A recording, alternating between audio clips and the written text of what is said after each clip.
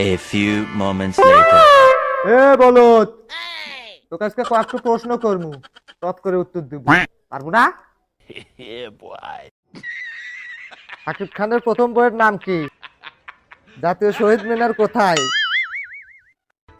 Metro rail ঘন্টায় কত kilometre বেগে চলে? গরু। আর গরু আমাদের কি দেয়? টপ করে উত্তর দে। অবশ্যই ঢাকায় 140 কিলোমিটার বেগে দুধ দেয়। তো প্রশ্ন করলাম কি, তুই উত্তর দিলু কি? প্রশ্ন করে সাথে কি করছিলেন?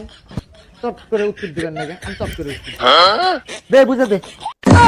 আচ্ছা, প্রথম প্রশ্ন কি ছিল? শাকিব খানের প্রথম বইয়ের নাম কি? অপু বিশ্বাস। ঠিক আছে। হ্যাঁ। তৃতীয় প্রশ্ন কি ছিল? জাতীয় শহীদ মিনার কোথায়? ঢাকায়।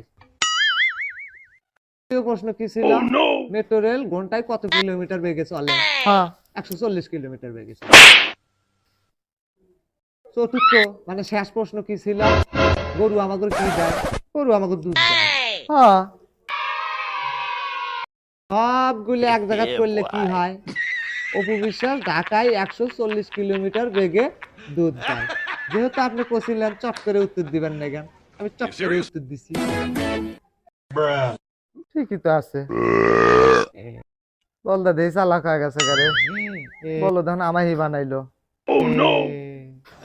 থাক জায়গা।